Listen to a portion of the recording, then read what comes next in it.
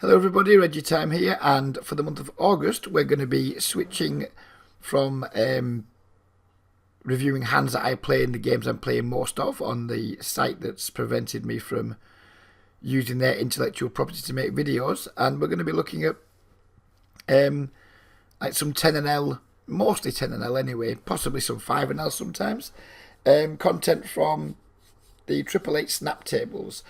Well, there's a few reasons why I'm doing this. Firstly, I don't particularly want to promote the site that's kind of preventing me from doing what I enjoy doing. Secondly, this is supposed to be a micro stakes and nano stakes channel, so showing some content or some hands from the games that a lot of the people who watch my channel playing and the stakes that they play in is also a good thing. And thirdly, hopefully by producing more videos, because we're going to get more hands per hour doing this thing when I am playing these games, it will help demonstrate the kind of work I do with people that come to get some help from me too. So it's hopefully going to be a little bit more promotional for the coaching side of what I do. It's going to prevent me from going on about the site that's kind of disappointed me a little bit, but hopefully it's going to provide some more interesting hands for the viewing, because we're going to be playing hands against regulars more hands against more like hands that are relevant to the games you're playing. I know a lot of you guys don't play Sky, don't play Unibet, you like to play speed poker. I'm not a huge fan of speed poker, as you guys well know, but at the same time, I think Triple Eight Snap's a decent place to play if you are going to want to play speed poker. So yeah, we're going to be doing this. It's not going to be my main game. I'm still going to be continuing playing on Sky 20, 30, sometimes 50NL later in the week, like Wednesday, Thursday, Friday, Saturday. So maybe and in the mornings too, when Sky isn't always the best. So I'm still hoping to get at least 60 plus hours in on Sky, but instead of like spending the rest of the time when Sky hasn't got the traffic for me by procrastinating, playing games on my phone, flicking through fucking websites, just getting bored and like killing time in a non-productive way. When I'm in those situations, I'm going to be playing plenty of 10NL Snap to hopefully keep my game sharp, and also to give me lots of material that we can use for this type of content. So rather than do like the live play videos, which we could do, we're going to keep doing the hand reviews, because they seem to be quite popular. Just individual hand reviews, one screen, focusing on like one hand at a time, not getting distracted by what's happening on other tables. So hopefully you guys will enjoy it. All I'm doing is I'm playing any hand that I play that I mark is interesting. We're going to look at. Some probably won't be. I'm not going to look through them all and cherry pick the best ones. We're just going to say, right, we played this session, we've marked X amount of hands, let's look at them all. Some we'll probably get through quite quickly, others will hopefully create some interesting points for discussion. We're not going to use HUD stats because we're playing Snap, we don't have them. If I know anything about a player, or any reads I had on the player at the time during the hand, hopefully I'll be able to remember them and put them into the discussion. But otherwise, yeah, we're going to ignore stats, because most of the time, especially at 10NL, I won't know any of the players, so we just have to treat them as unknowns. Here we go with the first time. We're starting off with an ace queen. We open blind versus blind, which is incredibly standard. We flop top pair on the dry board. I guess we're going to kick it off with the C-bet.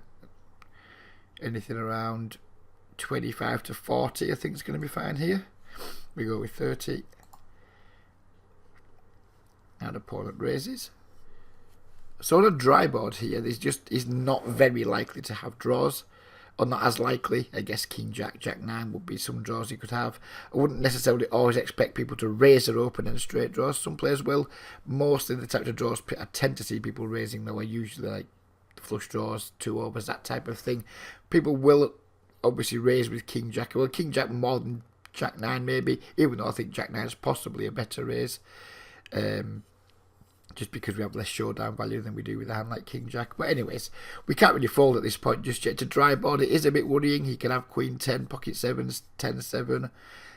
Maybe not so much Pocket 10s, because he would think he would 3-bet them pretty some of the time, and probably not Pocket Queens very often. So mostly we would hear about like 7s, Queen 10, 10-7. But we can't fold just yet, of course. So we do call. Turn is a complete brick. So mean, we're not super happy at this point. You know, if we check and he bets pretty big again, we're not going to be in love with it. I mean, if he has a hand like King Queen that raises a flop, maybe he'll continue betting that for protection. But who knows? So we check anyway. He bets 2/3 pot again.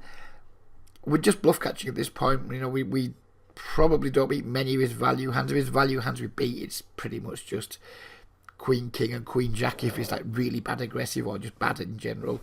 But obviously we're still ahead of all of his draws because the five was a complete brick, and just we're ahead of all his air too. Not that I expected to have too much air in these spots, but you know, people just go off sometimes, don't they? Could have like an ace jack or something like that, who knows. So we call again. And the river, in my opinion, is a pretty fucking good card. It's a 7. No draws get there. If he does have that Jack 9, King Jack, he hasn't got there. It reduces the amount of combinations of pocket 7s he can have, of course, and 10-7 and things like that. We're still not ahead of Queen 10, but I think we have a pretty clear check and then decide based on what he does in the river. But usually, I guess, on this run out, we're just going to have to check call down here, and if he does have one of the hands that has us beat, then unlucky for us, and he ends up putting us all in. And I hate paying off in these games. You know, I mean, how for you guys who watch regular, you know I really despise paying off in these games. But on these dry boards, such dry run-outs, he just has so few like combinations of value now. Queen 10 still value, I guess, although, you know, if we had aces, kings, etc., we'd now be ahead of that. Pocket 7s, 10-7, but you know, it's hard for him to have those hands because of what's on the board. Pocket 10s, I guess he could still have, but I think on this board with all the draws miss, well, when the straight draws miss, and the board really doesn't change very much, I think we can't just go check call, check call, check fold. I think that would just be 2 weeks. I think we just need to call here, and if we have been cooled off, then we just got to take it like a man, I guess. So we do call. And he had an absolute random airball bluff. This wouldn't be typical. We don't really want to be like putting too much complete air in people's ranges when we're wanting to bluff catch, because they just don't have air very often. But there's times that they do, and like top pair, top kicker on these board textures, I think, are just situations where we just need to like close our eyes, call, and just hope he's either value betting something really thin, or he just has something like what he has here, and we get to drag the pot. Let's get rid of these HUD stats again because we just don't need them. So we have an ace-8 suited here. We obviously open, otherwise it would be a pretty silly hand to show. We get 3 bets small by an unknown. He doesn't have a full stack, he's 3 betting small. So it's fair to assume, given the sizing this guy's uses his 3 bet and his stack size, that he's a fish. That doesn't necessarily mean to say he has a rubbish hand here. It just means he's a fish, and obviously ace-8 is going to be a super clear defend. I think, again, some players with hands like ace-8 suited we can consider 4-betting as a bluff. I'd prefer to use the suited wheel aces to do that, but we could consider it, but not against someone who looks like they're a fish, because we're not going to have the same amount of fold equity, and they also could just have some really powerful hands that they just have no clue how to size with. So I think calling's the only option here, really, or the only sensible option, which is what we do. We get a pretty good flop. I mean, obviously, if he's got the over pairs, we're still fucked, but it's a reasonable flop for our hand. We're now ahead of like ace king, ace queen, ace jack, those types of things. He leads out for half pot with no choice here but just call. Turns a pretty safe card. When we're not going to be in love here, if we like face a triple barrel here, and this is where we need to start thinking ahead about what are we going to do here if he bets pot? What are we going to do if he bets 3/4 pot? What are we going to do if he bets half pot? What are we going to do if he checks? You know, all these kind of things are things you need to start thinking about in these spots, in these situations. My thoughts at the time were if he bets really big, like £2, $2, or what have you, 180 or more, we're going to start getting really quite nervous about the situation, and possibly start thinking about finding a fold. But if he checks or bets smaller, we're probably going to check back or call. So he does bet reasonably small, whatever that is, 40% pot or something, I'm not entirely sure, it's something like that anyway. We have like a pretty easy call versus that sizing.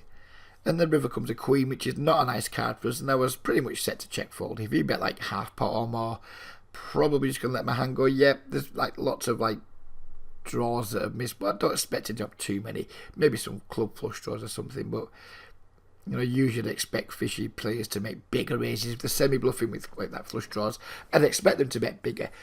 Given the sizing he's used, I expect him to have some kind of like weakish made hand, you know, like ace king, ace jack that just doesn't want to give up. Ace queen would be another one that just doesn't want to give up the lead, so they kind of just like put some small bets out rather than check and then face bets. So yeah, if he was to bet like over $2.10, $2.20 here, I think we'd just fold. He bets just like 1/4 pot. There's nothing much you can do here. We just have to call with our ace 8 and hope he's just turns up with something random. We saw it the last time people can turn up with random stuff. When people are betting small, they can have a lot more weird stuff in the range, some things that we beat, some things that we don't beat.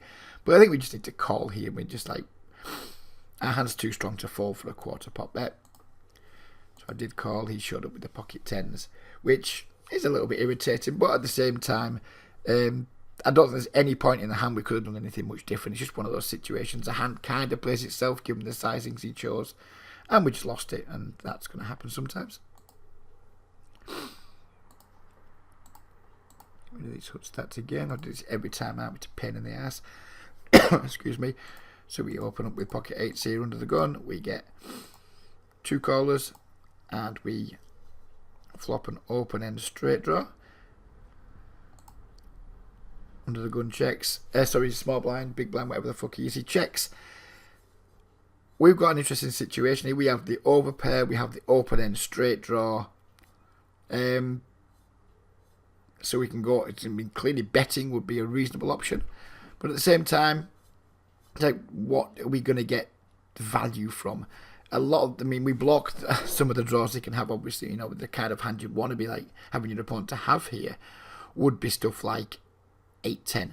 Well, yeah. I'm not really sure what you'd have your opponent what you want your opponent to have. He could call with worse. Because we have 2 8s, we block a lot of like the straight draws. He can maybe have our pair plus straight draws if they've got like 8 6 7 8, that type of thing. This is a situation where I'd usually just check, and because we don't want to get raised. If we bet, we get raised. I guess we can just say fuck it, go with it. We got like a weak overpair and an open ender. How bad can it be? But I just think we can do better than that. You know, we can just like, I think we can check here.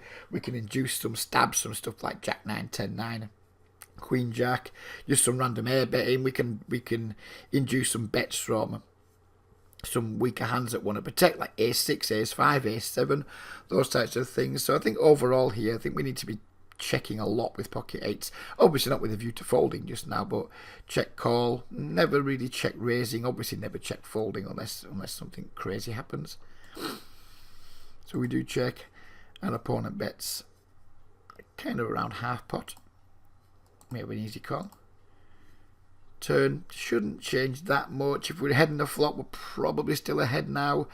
10-9's gone ahead of us, like Jack 10, Queen 10's a few things he could have stabbed with that have gone ahead, but usually, I mean, the 10 seems like a pretty decent card. Check, our opponent bets again. This time he bets a bit bigger, he bets 2/3 pot. Again, we can't really do anything but call here and go to a river. The river completes our straight. So now we're going to think about like how are we going to continue here. I think our opponent's going to check back an awful lot with, if he's got sets, 2 pairs, that type of thing. He's just going to check back pretty much all the time. The straight's got there and the flusher's got there. And I remember this hand now, and I tanked quite a lot here because I wasn't sure what the best thing to do was. Is the best thing to just bet pretty small, but then we open ourselves up to a raise, which kind of it's gonna suck a little bit. Do we check and just hope he was bluffing and just continues bluffing with like an ace, jack, king, queen type hand? Do we bet big and just not fold? And I was kind of tanking down. I wasn't really sure, and in the end I just thought, let's hope he's got a set. Let's hope he's somehow got a set. I don't think he's going to have diamonds very often. Us having the 8 of diamonds is a little bit helpful, but not super important. And I just kind of thought, well, let's hope it's a fish. Let's hope he's got a set. And I got mega greedy. And so if he does have a set, he just might not fold it if he's got any set. I mean, people really, really struggle to fold sets. So I kind of went for like a really polarising bet, hoping he might just bluff catchers really light. Well, not really light, but I hope he might bluff catches with something. I just wasn't sure with the sizing here. Didn't want to bet fold, really. Even though if we do bet and get raised, we're probably going to be in reasonably bad shape versus a flush or what have you. I wasn't really sure what to do, to be honest, so I just went with the overbet thinking, well, you know what, you can call us with any set that he's got, any two pairs, maybe, not any two pair, but some two pairs, maybe call. I wasn't really sure, to be honest, so I just went for it, and he folded. But yeah, that's a bit of a weird spot on the river, because we do get there. We get there in a way we probably don't have too many flushes here. If I was in his shoes, I wouldn't think we'd have too many flushes here. If we do, it's just going to be stuff like ace king, ace queen of diamonds that's just floated the flop and then hit the flush draw on the turn. So maybe that jam was bad. Maybe we only ever get called by flushes there, but I don't think so. I think we definitely get called by some sets there, at least some of the time. So yeah, I'm not sure if that was good or not, but it's what we did, and we didn't lose, so we'll take it. Queen 9 of diamonds here. I think this guy was some kind of regular. He was turning up at a lot of my tables. He was at my table on both screens. I had two tables. I was playing two tables here. More than one. So he's obviously at least two tabling, possibly three tabling. I don't like the way I played this. And I'd straight away, I'm looking at it again now, and we're going to call here. And I don't think that's good. I think we should 3-bet or fold. There was didn't know anything about these players behind. It's not like I thought, oh, we got our fish behind. Let's try and play a pot in position with a reasonable hand. I think this should definitely be a 3-bet or a fold. Usually a fold too. I think we can 3-bet Queen 9 suited, like button versus cut off, small blind versus button. Maybe sometimes cut off versus middle position if I think middle position's pretty loose aggressive. I don't like what I did here. We just called. I don't like it. I don't think I should be doing it. We can't call if we get squeezed behind. Got a bunch of unknowns behind. This is a pretty weak play by me. But there's no point just showing all the stuff that I think I played well in. And we get a flop. We flop a top pair on a pretty wet board. And opponent bets. We can't fold yet. We're not. Again, already I'm kicking myself because we put ourselves in like a kind of marginal situation. Turn off flush draw. And opponent bets again, but he bets reasonably big, like 2/3 pot. I'd considered raising here. Never considered folding, of course. It's like, do we raise here? And probably get it in versus a range of like over pairs and sets. And occasionally, well, no, basically, if we raise here, it goes in. We're up against over pairs, sets, and better flush draws, aren't we? Basically, maybe it can sometimes have like just ace king hearts, ace queen hearts that we're like obviously way out ahead of. But I wasn't sure. Just I like to, if I just had naked diamonds here, I think I'd like to raise more. But because we had the top pair and he could just be barreling some flush draws, I kind of just went with call. But again, this is a shitty situation you get yourself in when you call with these types of shitty hands pre-flop. Things can start spiraling in ways you don't want them to, and we ended up just making a call and kind of just deciding on the river. River's total break. He bets again, and I think I butchered this hand on the river too, because now I'm looking at it. I'm going to be a spoiler. We folded here, so we might as well go ahead and just show the fold. But I think if we're going to like call with these types of hands and then fold river when like pretty much everything breaks off, he shouldn't have any 4x in his range. Maybe some ace 4 suiteds. Yeah, but is he the sort of guy that's capable of like betting 3 streets here with an overpair? Possibly. Because we shouldn't have too much 4x either, to be fair. So we shouldn't be worried too much about our 4x. I think we should have just called this river. Again, I really, really hate paying off. But if we're going to play the Queen 9 suited, then we're going to call twice and fold on these rivers. It kind of shows the folly of flatting with them in the first place. I'm disappointed with this hand. I don't think I played it at all well. Maybe we made a good fold on the river. Who knows? But yeah, Is the kind of situation you get in when you play these like relatively pretty hands versus people who've got strong ranges who are opening from early position.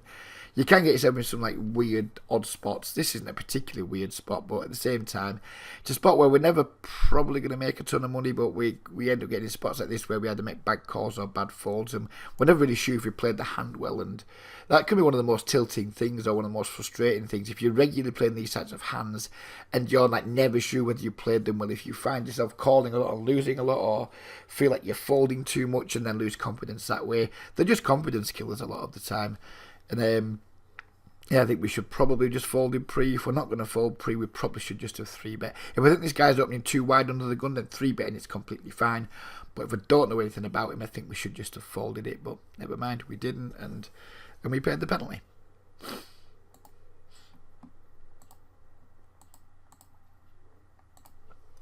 Two queens here under the gun. We open, of course. We pick up 3 callers and we flop an overpair. I think on this board texture with this many opponents, I think it calls for like a pretty big c-bet here. We're happy just to pick up the pot straight away. We definitely want to charge draws. We do not want to be giving any free cards here. So I'd like to see myself get my bet right up there, like $1.10. I mean, when we're c-betting these boards, we're going to be so heavily weighted towards like overpairs and like strong draws. We're just not going to have like a particularly weak range when we c-bet this board. So if you're betting in a spot where you kind of don't have a weak range, where you don't have a wide range, shall we say, then in my opinion, we should be sizing up a lot there. So let's see what size I go with.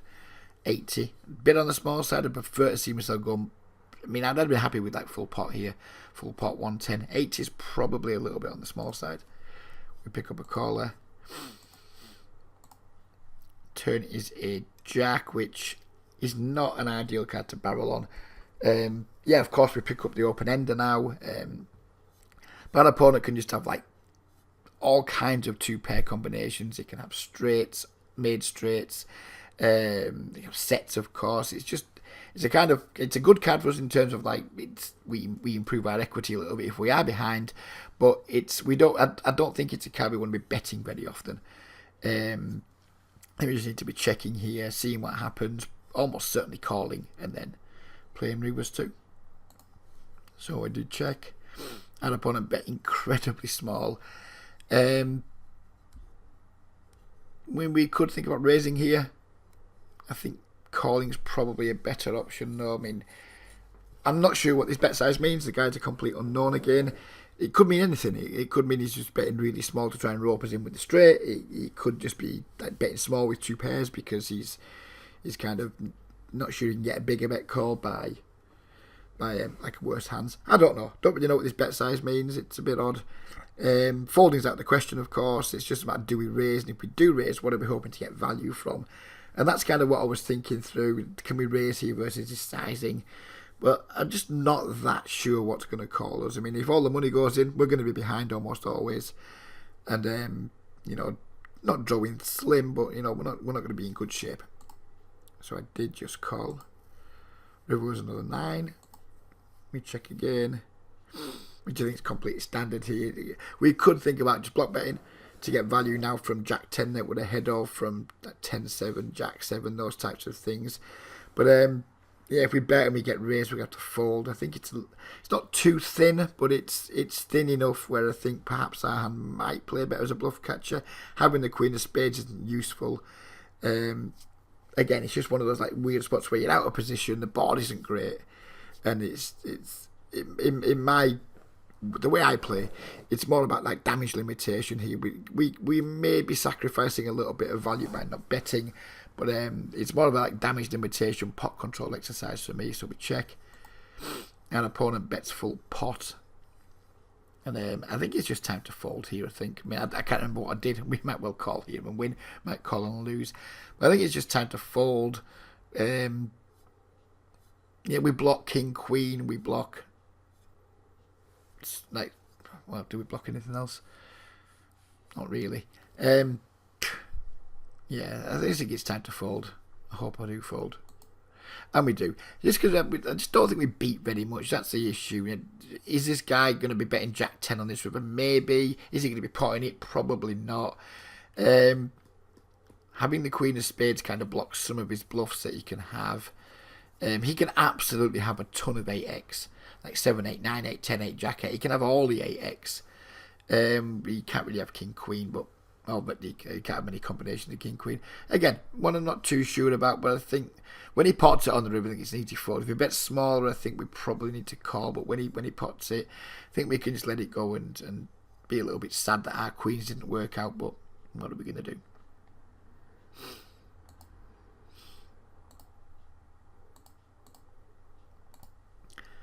Queens again. 3-bet versus a cut-off open. We get a call from the small blind and cut-off calls. Pretty good flop. Small blind leads out for a full pot here. And opponent folds. And I think, I don't want to go all like Doug Polk, who gets regularly criticised for saying I think like 2 options are both good, or sometimes he'll say 3 options are good. But I think both options are good here. Just call and call any turn. We can't call this and just fold if the turn comes like a king or an ace. We can't just fold it. So it's either just call, allow him to keep bluffing and then call any turn, or just jam now and just hope to get value from Jack X, 9x, draws, etc. I typically go with the slow plays here more often than I go with the raises, just because I think it keeps our opponent's range wider. The wider his range is, the more profitable it is for us with our 2 queens. So I did just call, turn to complete break, our opponent jams. You have a trivially easy call, and he just had an ace-9. And the reason I put this hand in isn't because it's a bad beat. I mean, I don't give a fuck about bad beats. They happen to all of us. I don't want to make it. I'd never make like bad beat videos or anything like that. It's more just to do with, you know, we played the hand well here. We took a good line. We maximised our EV. And then we lost. And I think lots of players here bring me these types of hands, and then they ask questions like, should I have raised on the flop to like get him to fold? He's like, but no, it's just not the right way to think. Sometimes you'll have the hands like this, and for the next God knows how many times you're in the same situation, you just raise and you'll blow your opponent off the bluffs and the hands. And it can result to like some really bad result-orientated thinking. We played this hand completely fine. We just got sucked out on. That's going to happen. We don't want to be like raising people just to prevent them having the ability to suck out on us. You want to be keeping your opponent's range as wide as possible, especially when they can have lots of bluffs. And sometimes they're just going to get there, and that's just one of those things. But don't beat yourself up if you do let them get there. I mean, obviously, if his bet's really small here, and then we choose not to raise, say we got on the flop and he bets it quarter pot, and we just called and let him get there, well, then we've got reason to like reproach ourselves, because we need to be raising versus quarter pot bet sizes. But when someone's just like potting it here in the 3-bet pot, you know the turn jam's going to come a lot of the time. Just allow them to do it. Allow them to do the thing. You know, you're going to win a lot of money way more often than not. When the money went in, we had like God knows how much equity. He only had 5 outs. So whatever that he's got 5 outs once. So he had like 12% equity, something like that, when the money went in. And we've just done our job. You know, we've managed to get our opponent in drawing, not close to dead, but you know, getting close to dead. And then yeah, it's just one of those things he's got there. But the reason I put the hand in was just to remind you guys that if you do make a good play and you get sucked out on, don't think, well, I'm not going to do that next time. If it's a good play, it's a good play. If it's the right play, it's the right play. Sometimes people just get there and there's not an awful lot you can do about it.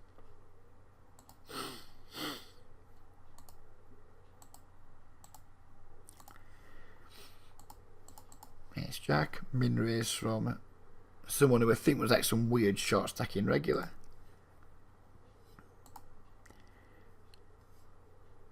I decided just to defend with the call. I'm not sure I like that. I think probably 3-bet folding would be better. But anyways, we've called. What can we do? Maybe I thought this guy in the big blind was a fish. No reason to. He's clearly started fully stacked, which suggests he's probably using the auto reload, which means he's less likely to be a fish. I think I would prefer to see myself 3-bet here to like 80 and just fold to a jam, but we didn't. So there we go. We flop open ender and a 3rd nut flush draw. Check. And opponent bets. We have like a super trivial call. We could think about raising, I guess. Maybe if we could flip our cards around ace of spades, jack of diamonds, it would be a decent spot to raise, given that We've got gut shut outs and nut flush draws. We elect just to call. Turn is a king. Where do we have the straight now? Check again. Our opponent bets again. He's bet 2/3 pot here. And I think when people double barrel on these boards, they've just got stuff that they like. You know, they've either got the nut flush draw, they're going to have 2 pairs. When people double barrel on these high card boards, they're going to have 2 pairs, sets, big draws, things like that. So at this point, I just think it's like in the last time where we went with like a calling situation to keep their bluffs in because we think they can have a lot of bluffs. I don't think our opponent's going to have a lot of bluffs in this situation. Yeah, of course he could have just flopped a flush or whatever and have us in really, really shitty shape, if not drawing dead. But I just think if you think your opponent's pretty strong, if he's double barreled on a board where he probably doesn't have too many bluffs, and the bluffs he does have probably won't fold, it's never a bad time just to jam, which is what I did versus his shitty stack size. He called, and this one turns out to be a bad beat again, but I promise you this isn't why I'm showing it. It's just to demonstrate that in situations where you think your opponent's pretty strong, you know, like turn check raises usually indicate someone's got a very nutted range. So when we check raise a turn here, we're going to have like some flushes, some straights and things, not too many bluffs because we're probably going to check raise my ace of spades on the flop. But if you just think you're going to get called a lot, then there's no reason to continue slow playing. So we did go for it. He called and he turned a set of kings. This is just a cooler, you know. No one's done anything wrong here. Maybe we could have 3-bet folded pre, but I'm not. And again, I promise I'm not showing it to say, "Oh, look at me, look how bad I run." It's nothing like that. It's just to do with like understanding your opponent's range. And if you know, when you're strong and you think your opponent's strong, then there's no reason to get tricky. I love getting tricky in some spots, like we did with the queens in the last hand. I like to slow play. I like to trap. I like to give my opponent rope. But in situations like this, where they've just double barreled on a like 6-10 queen king board, they're just going to have such a large amount of like sets of queens, sets of 10, sets of kings, king queen, maybe jack 9, stuff like that. The range is just incredibly strong. We've got the nut straight with a spade redraw. Just get the money in. Hope he calls it off with like sets and 2 pairs and things. He's never going to fold sets. Probably never going to fold 2 pairs. He's never folding the ace of spades. There's so much value we can have. Just get out there and get your value. Yeah, didn't work out for us, but never mind.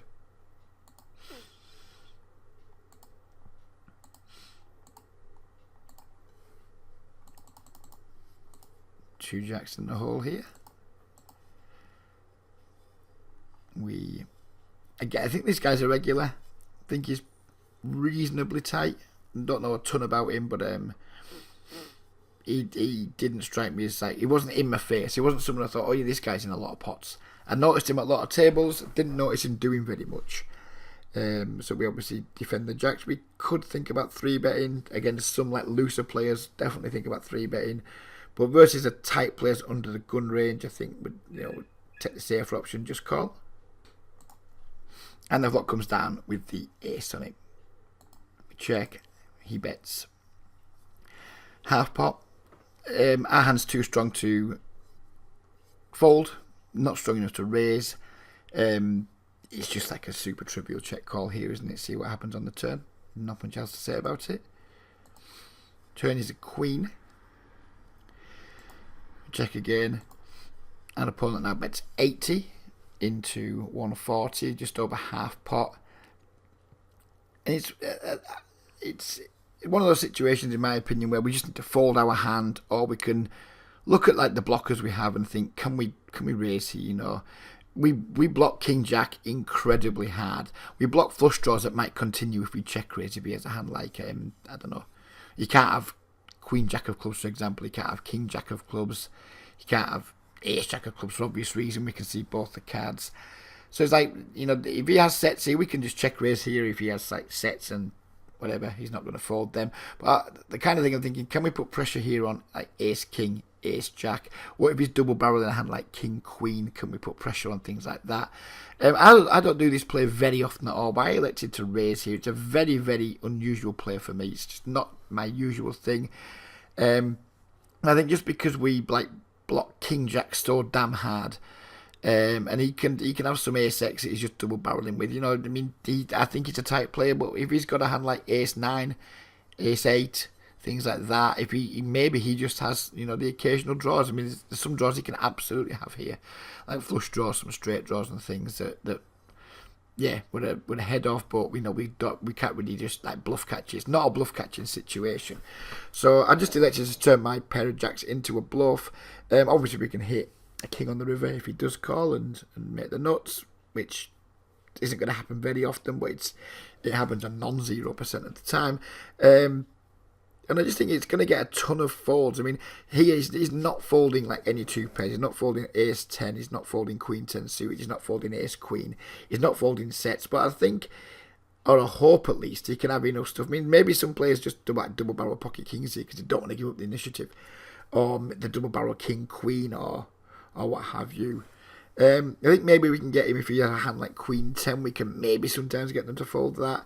Because we don't rep many draws here, because most people would expect us to check raise draws on the flop. So when we check raise the turn, as we talked about earlier, turn check raises look super strong, especially to like us nits. And if this guy is a nit, he's going to be pretty scared. If I was in his situation here and I had a hand like ace jack, ace king, stuff like that, stuff that I do about. If I had ace king here and I got check raised, I would strongly consider folding if another nit check raised me.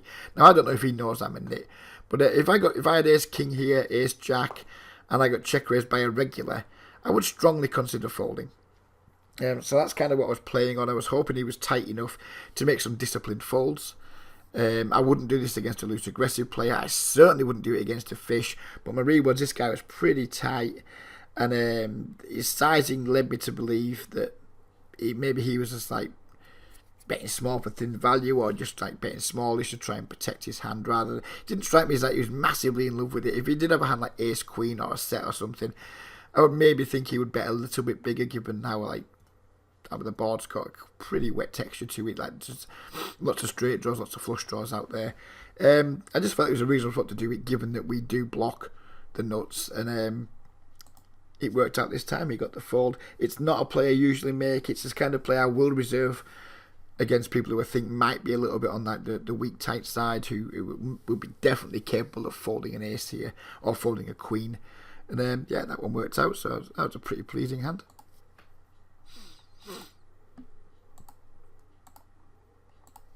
Just two more hands to go. We have a 7-9 suited here. Not a typical open for me from under the gun, but we have a fish, or someone who we presume is a fish in the blinds due to stack size.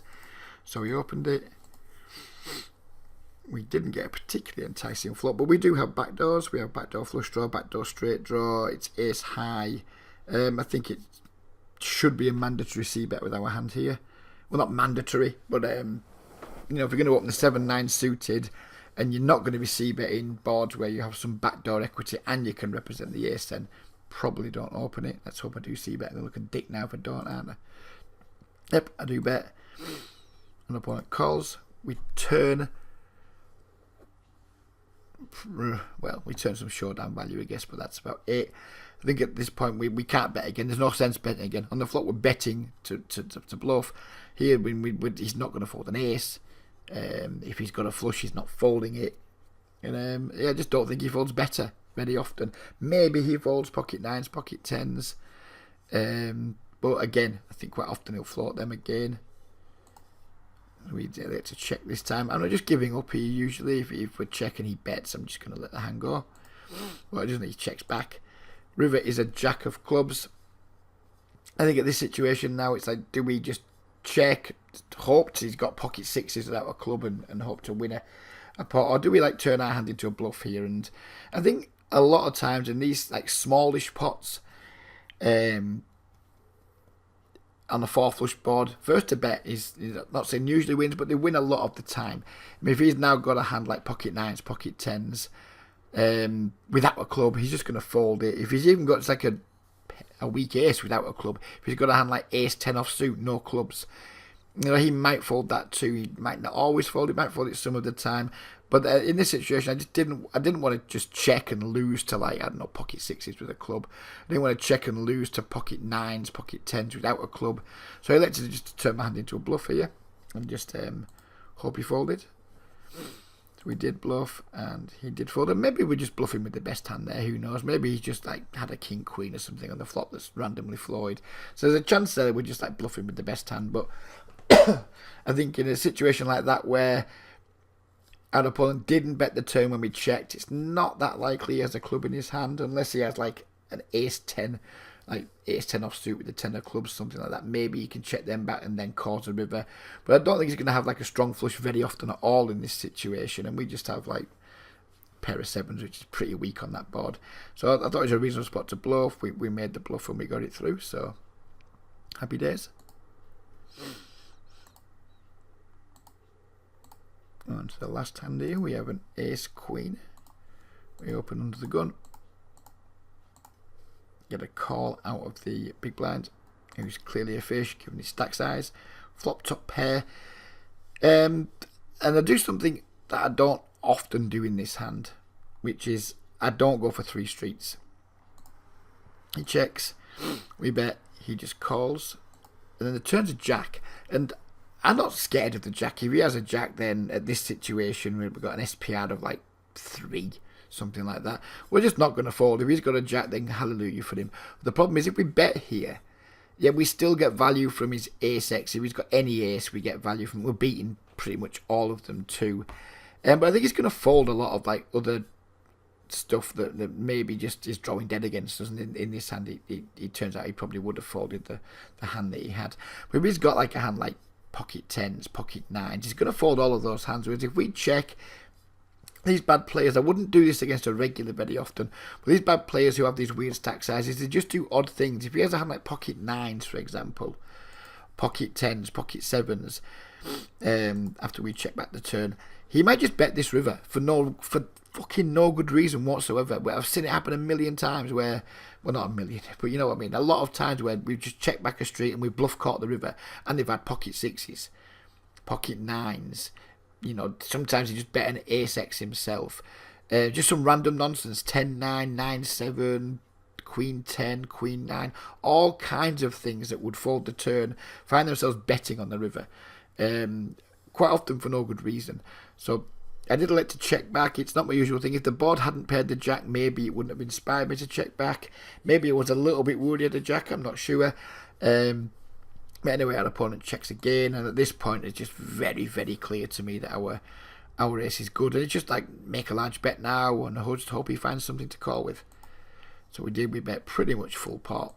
Our opponent called, and he had the 8-4 of diamonds. So again, it worked out nicely, and we shouldn't really be checking top pair good kicker versus fish very often. But on dry boards where one of the flop cards pairs the turn, it's never a terrible place to do it. If we get check shoved on there, he's going to turn up with a jack a hell of a lot of the time. So it denies him the chance to check raise. It allows us to just call rivers if he leads out pretty big, and it allows us to like bet rivers pretty big if he checks again, knowing that he's either just going to have a misdraw that's going to fold, or he can bluff catches extremely lightly like he did here. Again, not a super interesting hand.